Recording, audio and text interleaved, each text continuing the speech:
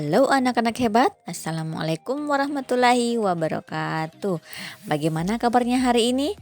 Mudah-mudahan sehat semua dan masih semangat mengikuti pelajaran virtual. Halo anak-anak hebat, Assalamualaikum warahmatullahi wabarakatuh. Bagaimana kabarnya hari ini? Mudah-mudahan sehat semua dan masih semangat mengikuti pelajaran virtual. Baik anak-anak hebat, kali ini kita masih di tema 7 subtema 2 peristiwa kebangsaan seputar proklamasi kemerdekaan pada pembelajaran ketiga dengan materi peristiwa heroik yang mendukung terjadinya proklamasi. Adapun tujuan pembelajaran yang akan kita capai yang pertama, melalui pengamatan siswa mampu mengetahui peristiwa heroik setelah kemerdekaan. Yang kedua, melalui pengamatan siswa mampu mengetahui makna yang terkandung dalam lambang negara burung Garuda. Anak-anak hebat, pembacaan proklamasi kemerdekaan Indonesia disambut dengan sukacita oleh seluruh rakyat Indonesia. Peristiwa-peristiwa heroik pun terjadi di berbagai daerah. Pembacaan teks proklamasi memicu semangat pejuang-pejuang bangsa untuk mengusir penjajah. Seperti yang kalian ketahui bahwa peristiwa pembacaan proklamasi kemerdekaan Indonesia ada dua tokoh penting yang mewakili seluruh rakyat Indonesia, yaitu siapa? Ya, betul sekali, Insinyur Soekarno dan Dr. Andes Muhammad Hatta. Kedua tokoh tersebut dikenal sebagai proklamator. Ya, sebagai proklamator. Insinyur Soekarno merupakan Presiden pertama Republik Indonesia dan pahlawan proklamator. Beliau menjadi Presiden Republik Indonesia sejak tahun 1945 sampai dengan 1967. Insinyur Soekarno dikenal pandai berpidato dan menguasai beberapa bahasa asing sehingga dijuluki sebagai singa podium. Insinyur Soekarno ini lahir di Surabaya, Jawa Timur pada tanggal 6 Juni 1901. Jenjang pendidikannya dimulai dari Indische School atau disingkat dengan IS di Tulung Agung. Setelah lulus, Soekarno melanjutkan pendidikannya di Oropets Legend School atau disingkat dengan ELS di Mojokerto, Jawa Timur. Kemudian Hogenberger School disingkat HBS Surabaya dan Technische Hogeschool atau THS. Nah, sekarang menjadi Institut Teknologi Bandung disingkat dengan ITB di Bandung, Jawa Barat dan memperoleh gelar insinyur. Berikutnya adalah tokoh yang kedua yaitu Dr. Andes Muhammad Hatta adalah Wakil Presiden pertama Republik Indonesia dari tahun 1945 sampai 1957 dan Bapak Koperasi Indonesia. Jadi Dr. Andes Muhammad Hatta dijuluki juga sebagai Bapak Koperasi Indonesia. Beliau juga sangat berperan dalam upaya memperoleh pengakuan dari pemerintah Belanda terhadap kedaulatan Republik Indonesia. Muhammad Hatta lahir di Bukit Tinggi, Sumatera Barat pada tanggal 12 Agustus 1902. Jenjang pendidikannya ditempuh di Europe Lager School atau ELS di Bukit Tinggi. Kemudian Mir Uigebrit Lager Ondowitz atau MULO di Padang dan Handels Middelsberg School atau HMS di Jakarta. Pada tanggal 17 Agustus 1945, Insinyur Soekarno dan Dr. Andes Muhammad Hatta beserta para tokoh lainnya memproklamasikan kemerdekaan Indonesia. Insinyur Soekarno membacakan teks proklamasi kemerdekaan dan Dr. Andes Muhammad Hatta sebagai pendampingnya. Bahkan dalam teks proklamasi tersebut tercantum nama dan tanda tangan mereka berdua atas nama bangsa Indonesia. Oleh karena itulah, Insinyur Soekarno dan Dr. Andes Muhammad Hatta diberi gelar sebagai pahlawan proklamator pada tahun 1986. Nah, anak-anak hebat, seperti yang kalian ketahui bahwa pembacaan teks proklamasi kemerdekaan disambut dengan penuh sukacita oleh seluruh rakyat di berbagai penjuru daerah. Peristiwa pembacaan proklamasi memberikan semangat untuk melakukan perlawanan mengusir penjajah di berbagai daerah. Nah, tindakan-tindakan heroik yang mendukung proklamasi, ada usaha menegakkan kedaulatan terjadi di berbagai daerah dengan tindakan heroik di berbagai kota mendukung proklamasi kemerdekaan Indonesia. Baik, mari kita perhatikan penjelasan berikut. Yang pertama, tindakan heroik di Yogyakarta yang mendukung proklamasi. Pada tanggal 26 September 1945 pukul 10 waktu Indonesia Barat, para pegawai pemerintahan yang dikuasai oleh Jepang melakukan aksi mogok. Mereka menuntut agar Jepang menyerahkan semua kantor kepada pihak Indonesia. Yang kedua, tindakan heroik di Surabaya. Pada tanggal 19 September 1945 terjadi insiden di Hotel Yamato. Rakyat menurunkan bendera Belanda yang telah dikibarkan dan merobek yang warna biru untuk dikibarkan kembali menjadi bendera merah putih. Yang ketiga, tindakan heroik di Semarang. Pada tanggal 15 Oktober 1945 di Monumen Tugu Muda, Laskar Pejuang dan TKR bertempur melawan Jepang selama 5 hari yang mengakibatkan ribuan pemuda Indonesia gugur dan ratusan orang Jepang tewas. Maka untuk mengenang peristiwa itu di Semarang didirikan Monumen Tugu Muda. Berikutnya adalah tindakan heroik di Aceh. Pada tanggal 6 Oktober 1945, tokoh masyarakat membentuk Angkatan Pemuda Indonesia yang disingkat dengan API. Kemudian merebut dan mengambil alih kantor-kantor pemerintahan dan mengibarkan bendera merah putih dan melucuti senjata tentara Jepang. Ya, berikutnya ada tindakan heroik di Bali. Pada bulan Agustus 1945,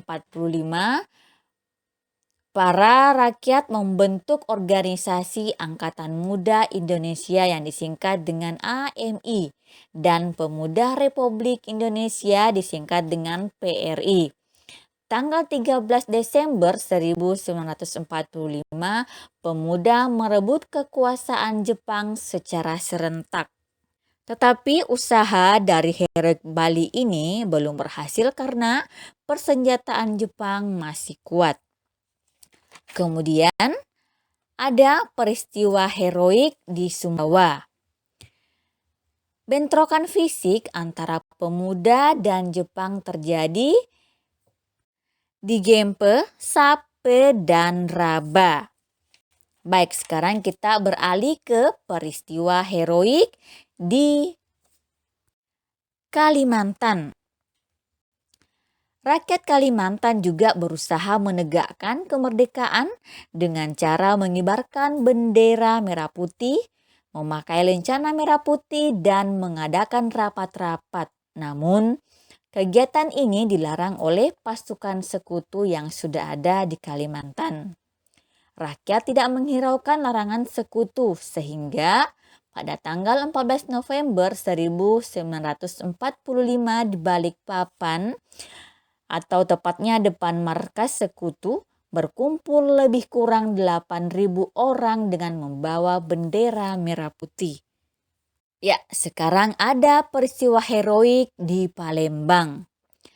Adanya upacara pengibaran bendera merah putih pada tanggal 8 Oktober 1945 yang dipimpin oleh Dr. Akagani.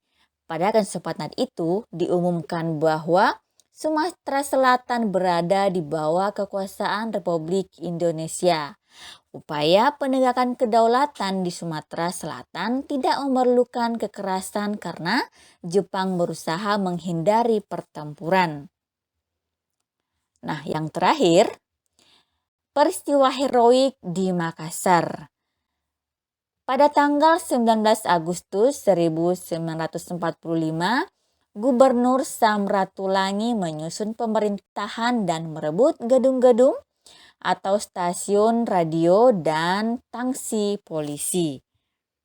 Anak-anak hebat, seluruh rakyat berbagai daerah dari berbagai suku, agama, dan golongan penuh sukacita menyambut dan merayakan proklamasi kemerdekaan.